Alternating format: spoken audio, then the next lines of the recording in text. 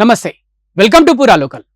తెలంగాణ సంస్కృతి సాంప్రదాయాలను ప్రతిబింబించేలా ఆషాఢ బోనాల ఉత్సవాలను ఘనంగా నిర్వహించేలా చర్యలు చేపట్టాలని దేవాదాయ శాఖ మంత్రి కొండా సురేఖ అధికారులను సూచించారు.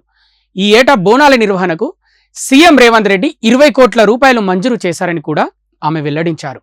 బోనాలను వైభవోపేతంగా నిర్వహించేందుకు సీఎం అధ్యక్షతన రాష్ట్ర స్థాయి ఉత్సవ కమిటీని కూడా ఏర్పాటు చేసినట్లు ఆమె తెలిపారు.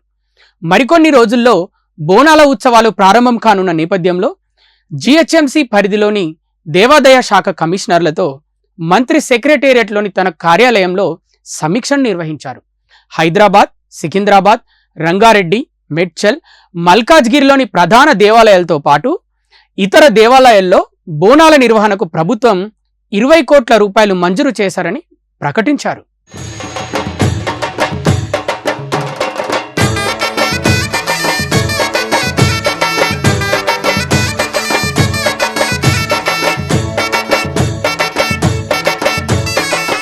దేవాలయాల అలంకరణ, పట్టు వస్త్రాలు కొనుగోలు, బోనాల సమాచారాన్ని తెలిపే పుస్తకాల ముద్రణ, అంబారి నిమిత్తం ఏనుగు సేవల వినియోగం, విద్యుత్, సాంస్కృతిక సమాచార, ప్రజా సంబంధాల శాఖ ప్రచారం తదితర ఖర్చుల కోసం ఈ మొత్తాన్ని వెచ్చించనున్నట్లు ఆమె వివరించారు.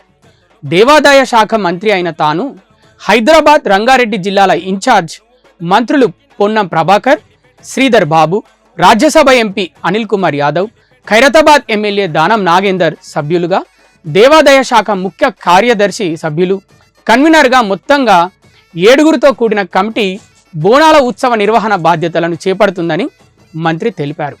ఇతర ప్రధాన దేవాలయాలకు ఉత్సవ కమిటీల ఎంపిక ప్రక్రియ 2-3 రోజుల్లో పూర్తవుతుందని మంత్రి తెలిపారు. తెలంగాణ ప్రభుత్వ ప్రతిష్టను చాటేలా బోనాలను నిర్వహించాలని మంత్రి అధికారులకు సూచించారు.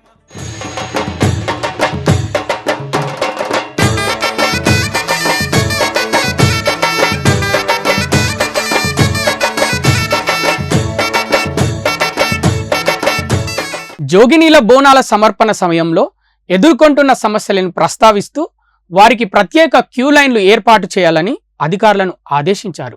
పిల్లలు, వృద్ధుల విషయంలో జాగ్రత్త వహించాలన్నారు.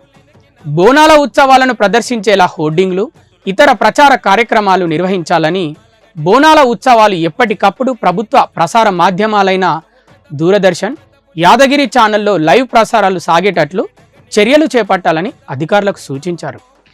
ఏనుగు తరలింపుపై ఆరా తీశారు.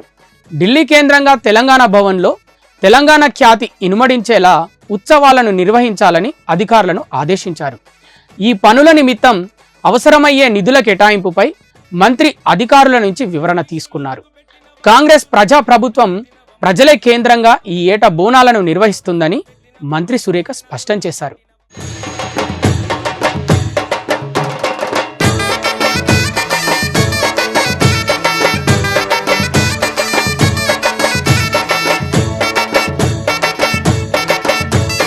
ఇవి ఇప్పటివరకున్న అప్డేట్స్. మరిన్ని అప్డేట్స్ కోసం చూస్తూనే ఉండండి పూరా local, your choice for local voice.